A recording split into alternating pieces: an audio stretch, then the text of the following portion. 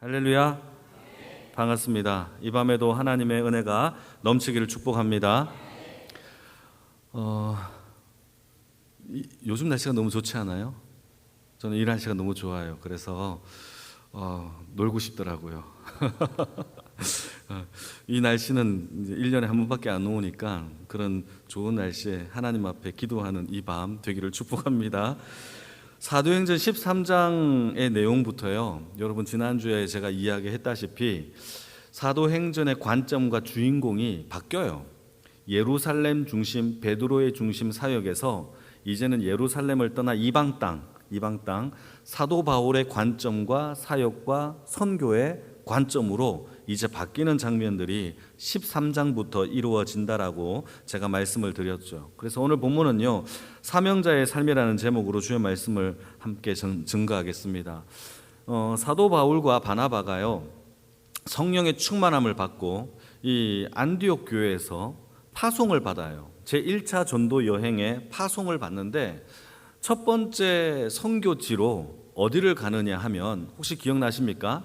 첫 번째 선교지가 어떤 섬이었는데 그 섬의 이름이 구브로 섬인데, 키프로스 섬인데 구브로 섬인데, 거기에 섬 중에서 어떤 도시를 갔죠. 그 도시 이름이 바보였어요. 이 바보라는 곳에서 주의 복음을 증거하고 그리고 많은 사람들이 회심하는 사건을 경험하게 되었죠. 그리고 두 번째 이어서 어떤 선교지로 떠나느냐, 그게 바로 오늘 본문에 나오는 비시디아 안디옥은 안디옥인데 다른 안디옥입니다. 비시디아 안디옥에 도착해서 그곳에 있는 유대인의 회당에 들어가서 누가 말씀을 전하죠? 사도 바울이 말씀을 증거하게 됩니다. 그러니까 바나바가 말씀을 증거하는 게 아니에요. 그리고 바보라는 도시에서도 이렇게 말씀을 증거하다가 이 엘루마라는 마술사에게 책망했던 사람도 누구냐 하면 사도 바울이에요. 이제는 사도행전의 관점이 바나바가 아니라 사도 바울의 주인공의 관점에서 복음을 전하고 책망하고 하는 것들이 계속 연거푸 이루어지는 겁니다. 그곳에서 말씀을 전하는데 사도 바울의 메시지는 간략하게 세 가지로 요약이 됩니다. 그래서 긴 내용이 43절까지 다 읽어야 되는데 제가 짧게 요약을 해드리겠습니다. 첫 번째는 뭐냐? 예수가 메시아 곧 구원자다라는 이야기를 첫 번째 이 사도 바울이 얘기를 합니다. 두 번째는요, 유대인들이 죽였던 이 예수가 누구냐? 3일 만에 다시 살아난 예수다라고 이야기를 하는 거예요. 부활해서 살아나신 예수. 세 번째는요, 우리가 예수를 믿을 때에 하나님 앞에 의로움을 받는다라는 이 세 가지의 관점을요, 사도 바울이 이 비시디아 안디옥의 회당에서 복음을 전하는 거예요. 이 복음을 들었던 이 유대인과 헬라인들이 이 메시지를 듣고 마음에 큰 감동을 받고 회심을 하게 되는 사건이 오늘 본문의 이 사건의 내용이 간단한 이야기입니다. 자, 오늘 간단한 이 이야기 속에서 우리가 함께 두 가지의 말씀을 함께 생각을 해볼 텐데, 첫 번째 말씀은 무엇이냐면 13절인데요. 같이 한번 읽어볼까요? 13절 시작. 바울과 및 동행하는 사람들이 바보에서 배 타고 밤빌리아에 있는 버가에 이르니 요한은 그들에게서 떠나 예루살렘으로 돌아가고. 1차 전도 여행 때 안디옥에서 파송을 받았던 사람이 바나바와 사도 바울만 있었던 게 아니라 오늘 본문에 보게 되니까 요한이라는 사람도 그들과 함께 있었는데 예루살렘으로 돌아갔다라고 이야기하고 있죠. 여러분 13장 5절 말씀을 여러분 성경책에 있으신 분들 한번 보시면요, 13장 5절 말씀에 이렇게 나와 있어요. 자막은 없습니다. 마가라고 불리는 수행원을요 데리고 가요. 마가라 불리는 요한을 수행원으로 두었다라고 성경 기록하고 있죠. 그러니까 바나바와 사도 바울이 누구를 수행원으로 두었느냐? 마가라고 불리는 요한이에요. 마가라고도 할 수 있고 요한이라고도 할 수 있는 이 사람을 데리고 함께 떠났다라는 거죠. 그런데 문제는요, 13절 말씀, 우리가 조금 전에 읽었던 말씀을 보니까 버가에, 다시 말해서 구브로 섬에서 첫 사역을 한번 마치고 두 번째 선교지로 떠나려고 할 때에, 첫 번째 사역 끝나고 두 번째 사역 때에 요한이 힘들어서 예루살렘으로 돌아갔다라고 성경은 기록하고 있는 거예요. 물론 힘들었다라고 기록은 하지 않지만 나중에 이게 왜 힘들었다라고 하는지를 제가 설명하겠습니다. 사실 그 이유에 대해서는, 돌아간 이유에 대해서는 성경에 자세히 나와 있지는 않아요. 그런데 학자들이 요한이 돌아갔던 이 의견에 대하여 세 가지로 관점을 보는데요. 여러분들이 한번 들어보세요. 어떤 관점이 좀 정확한 관점인지. 첫 번째는요, 이 마가라는 요한이 전도 여행을 하다가 첫 번째 여행이 이렇게 힘들 줄 모르고 괜히 내가 나왔다라고 해서 힘들어서 돌아갔다. 견해. 동의하십니까? 예, 동의하시겠죠? 두 번째 견해는 어린 나이에 고향을 떠나서 엄마가 보고 싶어서, 제 얘기가 아니에요. 진짜예요. 학자들이 그렇게 얘기를 해요. 엄마가 보고 싶어서, 고향 땅이 그리워서, 또 향수병에 걸려서 돌아갔다라고 보는 견해. 예, 동의 좀 됩니까? 이건 동의 안 됩니까? 자, 세 번째 견해가 뭐냐? 학자들이 이 세 번째 견해를 가장 많이 주장하고 있는데, 바나바와 사도 바울이, 이 두 지도자가 이 수행원으로 들었던 이 요한이, 바나바는 친절하고 자상해요. 그런데 사도 바울은요, 냉철하고 융통성이 없어요. 전도 복음을 떠난다면 힘들어도 끝까지 그 일을 완수해야만 성에 차는 사람이 사도 바울이고, 바나바는 힘들면 너 힘들어? 그럼 우리 좀 쉽시다 이렇게 하는 스타일이 바나바인 거예요. 근데 리더의 이 주도적인 관점이 점차 누구에게로 이양됩니까? 사도 바울에게로 바뀌면서 이 요한이 좀 마음의 부담감을 가지고 이 사도 바울과 함께하는 것에 대하여 힘들었다라고 보는 관점이 지대적으로 학자들의 견해가 많아요. 왜 그러냐? 그 나중에 보게 되면 사도행전 15장에 2차 전도 여행을 떠날 때 이 사도 바울과 바나바가 다시 전도 여행으로 의기투합을 합니다. 그런데 이때 누구를 또 데리고 가려고 하느냐? 마가라는 요한을 데리고 가려고 해요. 바나바가 데리고 가자라고 얘기를 합니다. 그런데 이때 사도 바울이 극구 말립니다. 저 사람은 중간에 도망갔던 사람이야, 안 돼 라고 하면서 바나바와 사도 바울이 대판 싸워요. 이 사건으로 인해서 바나바와 사도 바울은 두 번 다시 함께 하지 않아요. 사도행전 이후에. 그러니까 이때 이 사건이 엄청난 어떤 그 다툼이 일어났었고, 의견이 맞지 않았었고, 결국은요, 이 사도 바울은요, 요한을 데리고 가지 않아요.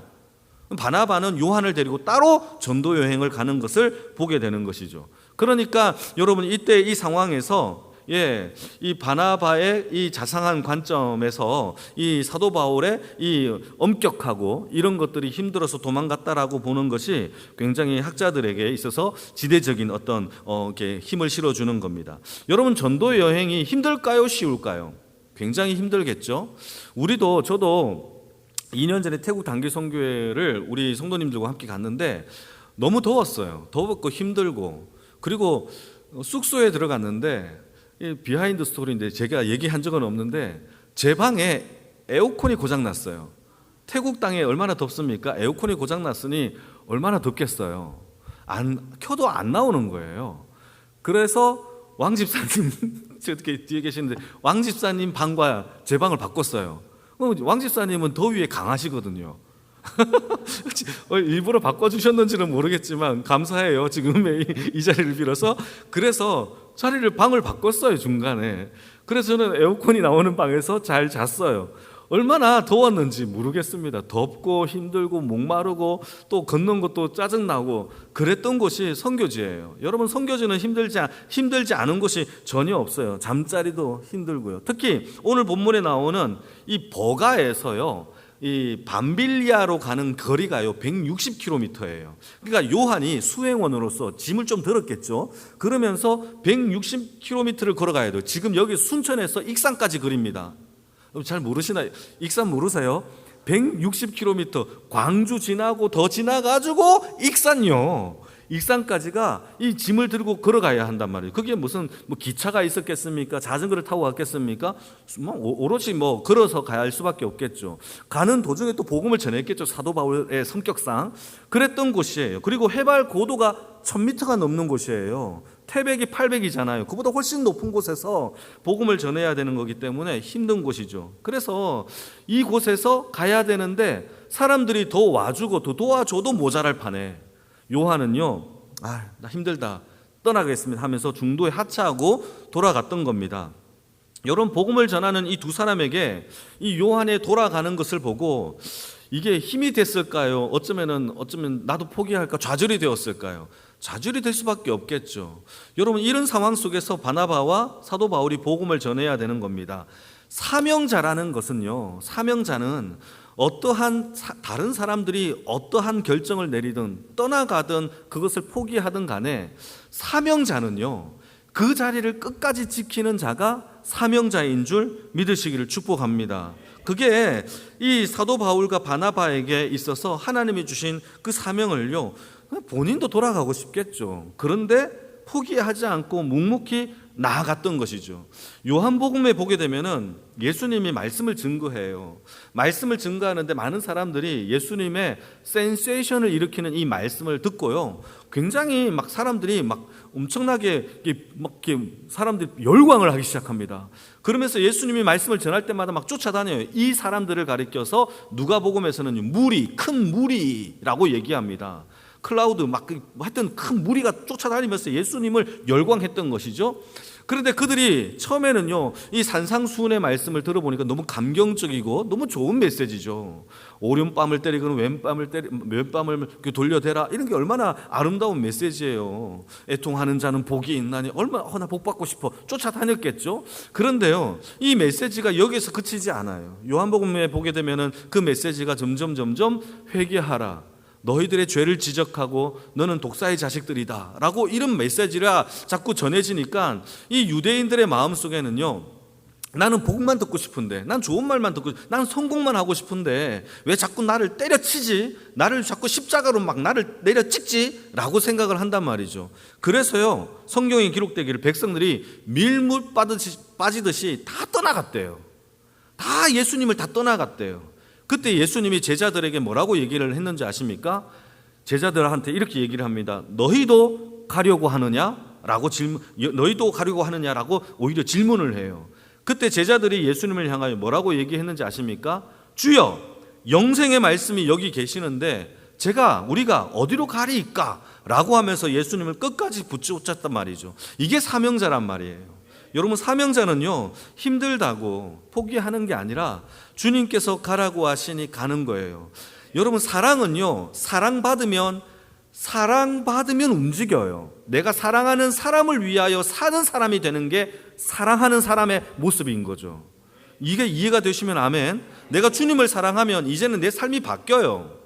사랑하면 받으려고 하는 것이 아니에요. 너 나 사랑하지? 그러면 이것 좀 사줘, 이것도 사줘, 저것도 사줘가 아니라 사랑하는 사람을 위하여 내 인생을 걸고 헌신하는 거, 그게 바뀌어지는 것이죠. 그게 사명자의 삶이에요. 남이 가든 안 가든 주님 사랑하기 때문에 나는 갑니다. 기도의 자리가 여러분 하든 말든 나는 기도합니다. 그 임재를 소원합니다 라고 하는 자의 삶이죠. 열매를 맺으려면 겨울에 그 추운 그 차가운 바람을 견뎌야 돼요. 그래서 싹이 나죠. 그리고 난 다음에 그 여름의 그 뜨거운 바람과 뜨거운 그 햇살을 견뎌야 돼요. 그래서 가을에 열매를 맺어요. 우리는요, 뜨거움과 이 추움을 견디지 않고 여러분 어떻게 말라 죽으면 어떻게 열매를 맺겠습니까? 여러분, 사명자는요, 하나님께서 우리의 삶 가운데 열매를 맺게 해주시는 자의 삶을 사는 거예요. 그것은 끝까지 견디고 주의 말씀을 붙잡고 살아가는 그런 인생이 되어지기를 축복합니다. 저도 그렇게 되기를 너무너무 바라요. 중도에 포기하지 않고 주의 끝까지 말씀을 붙잡고 살아가는 저와 여러분들이 다 되기를 축복합니다. 두 번째는요, 우리 18절 말씀인데요, 한번 읽어볼까요? 18절 짧지만 같이 읽겠습니다. 시작. 광야에서 약 40년간 그들의 소행을 참으시고, 이게 사도 바울의 설교의 첫 시작의 내용입니다. 뭘 얘기하느냐? 시작 서론이요, 이스라엘 백성들이 광야에서 40년 동안 이 광야의 방황을 설명하면서 이 40년 동안 너희들이 고생했다고 생각하지? 아니야! 하나님이 너를 위하여 참으셨어 라고 얘기하는 거예요. 관점이 완전히 다른 거예요. 사도 바울의 관점은요, 이스라엘 백성들이 광야에서 방황했지 힘들지가 아니라 오히려 너희들의 악한 소행에 대하여 하나님이 참으셨다라고 이야기하는 이 메시지로부터 설교가 시작되는 거예요.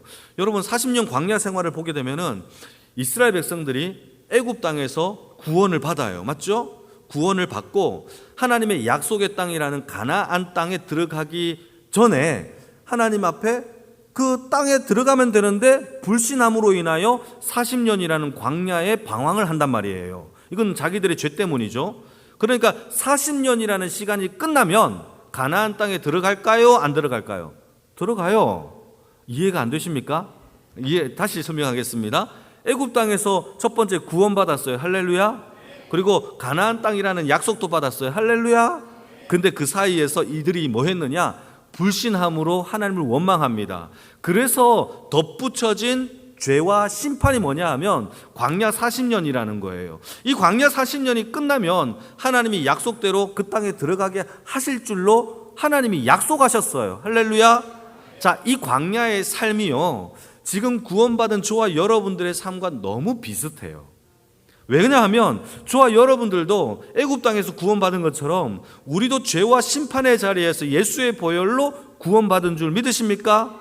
우리도 구원받았죠. 그리고 하나님이 이 구원만 주신 게 아니라 예수를 믿는 자에게는 하나님의 나라를 아들의 그 명함으로 하나님께서 그 하나님의 나라를 우리에게 이미 약속하여 주신 내 하나님의 천국이 우리의 천국인 줄 믿으십니까?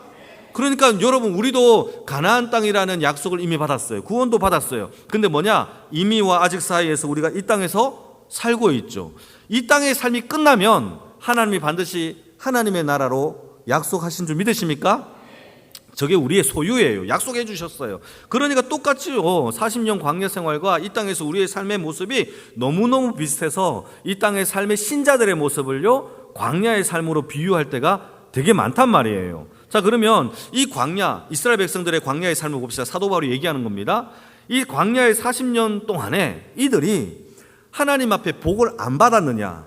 복을 많이 받았다라는 거예요. 첫 번째, 구원받았죠. 두 번째는요, 하나님이 구름 기둥과 불 기둥으로 그들을 보호하시고 인도하시고 하나님께서 모든 추위와 더위를 다 보살펴 주셨어요. 할렐루야.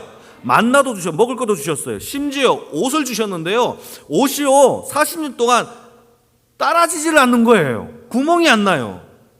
여러분, 이때 아멘 하면 좋은데요. 그런 옷, 여러분, 요즘도 그런 옷이 많겠지만 40년 동안 버티는 옷도 있겠죠. 그때 그 당시에는요, 광야를 걸어야 되니까 얼마나 이게 긁히고 찢기고 하겠으면. 그래도 하나님이 40년 동안, 물론 이렇게 지루할 수는 있죠. 똑같은 옷을 계속 입어야 되니까. 그런데도 하나님이 떨어지지 않게, 신발도 마찬가지예요. 부러뜨리지 않도록 하나님께서 온전하게 보호하여 주셨어요. 얼마나 큰 은혜를 받았습니까? 뿐만 아니라 목말라요, 반석에서 생수를 하나님께서 내어주셨던 삶이 이스라엘 백성 40년 광야의 삶이었어요. 그럼에도 불구하고 감사는커녕 그들이 광야에서 감사의 제사를 드린 적이 단 한 번이라도 있었나요? 없었어요. 우상 숭배한 적은 있죠. 금송아지를 만들어서. 근데요, 한 번도 감사한 적이 없대요, 성경에. 그게 그들의 모습이었어요. 감사한 적이 없는 거죠. 그러니까 여러분, 생각해 봅시다. 광야의 삶은요, 입고 먹고 마시고 놀고 하는 모든 것들이 다 하나님의 은혜였어요. 은혜 없이 살 수 없는 땅이 광야예요. 우리도 마찬가지죠. 이 땅에서 여러분 태어날 때부터 부자가 있을 수 있죠. 그런데요, 아무리 금수저로 태어나도 그 다음날 하나님이 데려가시면 끝이에요. 하나님의 은혜가 아닌 이 땅의 현실 속에서의 모든 것은 은혜가 아닌 게 없어요. 그 은혜 속에서 우리가 살고 있죠. 여러분, 그러니까 우리도 마찬가지예요. 우리가 먹고 여러분, 지금 우리가 배고파서 먹을 게 없어서 죽는 사람 요즘에 있나요? 한번 얘기해 보세요. 혹시 있으시면 우리가 도와주면 되잖아요. 우리 십시일반에서 그 사람에게 먹을 거를 제공할 수 있잖아요. 혹시 있어요? 없어요. 너무 많이 먹어서 배 터져서 죽는 사람은 많아요. 고지혈, 고혈압, 당뇨 다 못 먹어서가 아니라 너무 많이 먹어서. 이게 우습지만 슬픈 현실이에요. 이게 지금 우리의 모습이죠. 여러분, 하나님께서 우리에게 얼마나 큰 복을 주셨나요? 옛날에는요, 우리 배고파서 죽은 사람 많아요. 북한은 여전히 그렇죠. 중국에도요, 그런 사람들이 있대요. 그런데요, 우리나라는요, 그런 사람이 없을 정도로 하나님이 이렇게 어린 나이부터 어른에 이르기까지 다 하나님이 돌보시는 줄 하나님께 너무 감사해야 돼요. 근데 우리는 감사하나요? 똑같아요. 이스라엘 백성들처럼 여러분, 감사가 우리가 점점 사라지고 있어요. 우리의 삶 가운데 이 광야의 삶을 살아가는 우리도 여러분, 원망과 불평과 더 좋은 것을 먹지 못하여 이렇게 더 불평하고 하지 말고 오늘도 주신 것에 대하여 만족하면서 감사할 수 있는 저와 여러분들이 되기를 축복합니다. 그래서 예수님도 주셨고 우리의 삶을 이끌어가게 하실 성령님도 우리에게 선물로 주셨어요. 성령님은 선물이에요. 뿐만 아니라 성령이 우리 안에 오시면요, 은사까지 주셔요. 은사가 불타오르게 하는 주의 능력이 있기를 주님의 이름으로 축복합니다. 다 선물로 주신 거예요. 다 선물이에요. 다 선물이에요. 얼마나 감사해요. 근데 우리는요, 여러분 감사를 안 해요. 마지막 때 우리가 살아가면서 여러분 주신 것에 대하여 감사하고 광야의 삶 속에서 하나님 앞에 감사하기를 축복합니다. 마지막으로 이스라엘 백성들이 광야에서요, 하나님께 심판받아 죽었던 1세대 사람들은요, 왜 죽었는지 아십니까? 그들이 언약을 못 받아서가 아니에요. 하나님의 구름 기둥이 없어서도 아니에요. 1세대 백성들도요, 다 구름 기둥 밑에 있었고요, 만나를 먹었어요. 구원을 받았어요. 홍해를 건넜어요. 다 똑같이 하나님의 은혜 속에 그들이 다 똑같이 있었지만 그들이 입술로 원망했기 때문이에요. 배고파서 죽은 것도 아니에요. 칼에 죽은 것도 아니에요. 지진이 나서 죽은 것도 아니에요. 그들이 죽었던 유일한 이유는요, 원망해서예요. 이거 무서운 죄예요. 저와 여러분들도요, 이 땅에서 하나님 앞에 심판받을 수 있는 유일한 방법은요, 이 땅에서 감사하지 않고 원망하면 돼요. 그러니까요, 우리가 감사로 깨어있는 주의 인생이 되어지기를 축복합니다. 반드시 이 광야의 끝은 와요. 주님 곧 오셔요. 언젠가 끝이 와요. 금방이래요. 여러분, 그 시간 동안에 우리가 하나님 앞에 감사하는 연습을 하기를 축복합니다. 그래서 우리가 그의 하나님의 나라에 들어갈 합당한 감사와 찬양의 제사를 드리는 저와 여러분들의 삶이 다 되어지기를 주님의 이름으로 축복합니다.